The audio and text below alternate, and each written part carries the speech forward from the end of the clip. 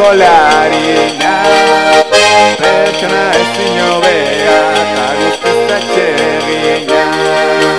Holtza gainera igota, bihurtzen da erregina, bere izena da Eider, mira bizkide fina.